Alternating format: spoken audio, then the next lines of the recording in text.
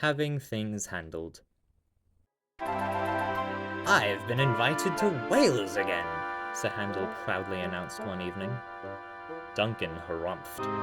"That's not special. We've all been invited the last few years." "Well, I have," Sir Handel tutted. "You weren't invited this year, and I should think so too after that scowl you had the whole time."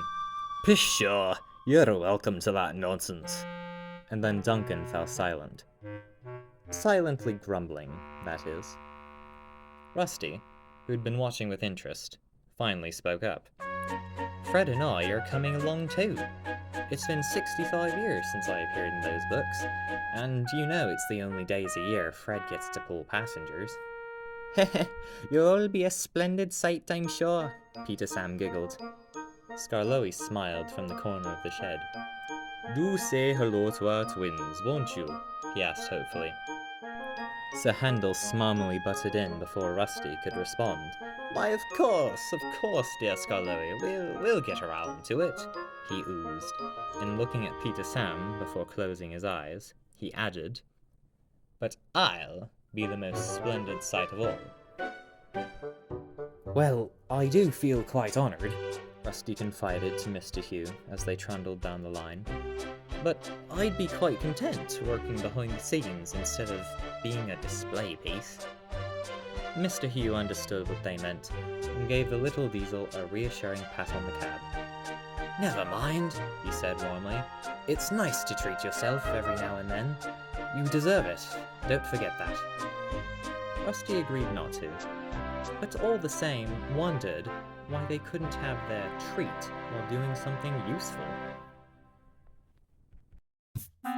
Meanwhile, Sir Handel was feeling very pleased with himself.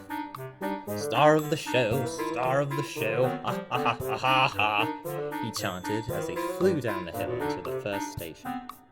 Duke was waiting for him in the passing loop. "Steady you go, young'un," he called out as Sir Handel sailed by. Sir Handel laughed and continued towards the bottom station. He thought all the other engines were jealous. Duke wasn't, however. The others often took pity on him that he was never brought along on their adventures to other railways, but Duke didn't mind. "I've no need to travel far away," he would say. "Someone needs to look after our friends at home, too." After Sir Handel cleared the section, Duke set off for the top station. The journey began well. The cold, harsh winter had been left far behind, and it was now midsummer.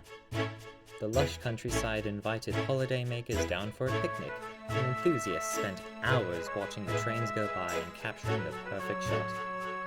But with this also came the heat. It was worse than usual too, and the refreshment lady was getting brand new deliveries of pop and bottled water every day just to keep up with the withering visitors who would come by her shop.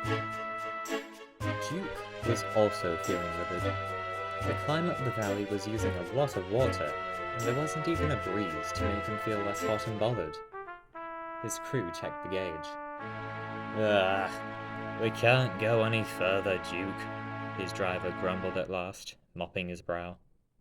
Feeling defeated, the little old engine slithered into another passing loop and waited for help to arrive. Rusty, Fred, and Sir Handel were idling at the wharf, waiting to be loaded onto flatbeds and taken away to Wales. Sir Handel was still in steam and couldn't be put onto his flatbed until he was cool. Just as he was closing his eyes for a nap, the thin controller came rushing up from his office. "Duke has failed.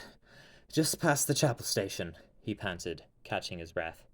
You must go collect him at once." Sir Handel was surprised, and a little cross. "But sir," he protested, "I need to get to Wales. I'll be late if I don't." But the thin controller cut in. "I am aware, Sir Handel, but you are the only engine available. Rusty and Fred wouldn't be able to keep to time. Now, get going, or I'll make sure you don't go to Wales at all." And with that threat in mind, Sir Handel sulkily set off to the rescue. Oh, Oh, no, no, wait. Oh, please don't leave me with rusty show tunes, wailed Fred. But Sir Handel was already gone. He was still in low spirits when he pulled alongside a rather sorry-looking Duke. Come on, let's go, come on, let's go, he chanted impatiently as he backed down onto the stricken engine. Duke frowned. He was reminded of the last time Sir Handel was eager to visit the Tower Flynn Railway. I apologize for the inconvenience, but we must still get these passengers home. You'll still make it to the visitors over there, but right now you must still look after our own here. To leave them stranded wouldn't do, he remarked firmly, feeling slightly embarrassed while speaking that last bit. Sir Handel perked up. Duke was right, of course. It wouldn't do. In fact, he thought to himself as the guard blew their whistle, it wouldn't suit his grace. Sir Handel put in a good effort, and they reached the top station only a little late. The passengers thanked him there, and again when he triumphantly brought the cavalcade back down the line to the bottom station. We'll miss you, they said, as he drew alongside Duke at the platform. Do enjoy your holiday. One little girl stood amongst the crowd, holding a toy of no one other than Sir Handel himself. She looked up at the engine, who was struggling to hold in his pride. Who will look after us while you're away? The little girl asked, worried. She needn't have been. Sir Handel glanced at Duke, grinning broadly, and addressed the little girl. Don't worry, dear. Engines like Cranpuff will make sure you're taken care of in my absence. And he added with a wink. Well, at least as much as they can.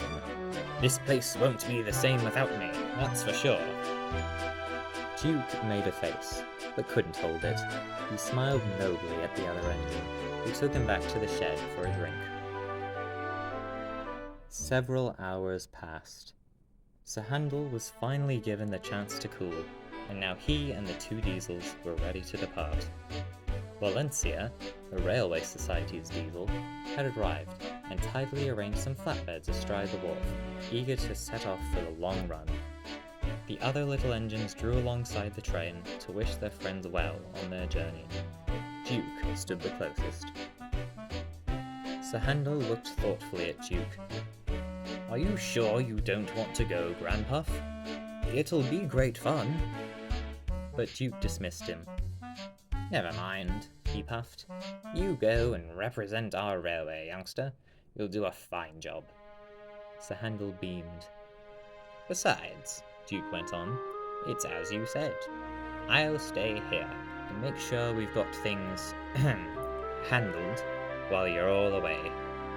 And with that, there was a chorus of cheers, whistles, and horns as the special train crossed over the ponds and onto the main line, heading for the Awdry Extravaganza.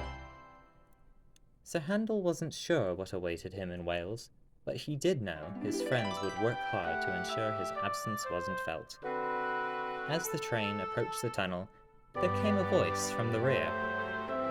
So, anybody up for show tunes? Asked Rusty, answered only by groans and sighs.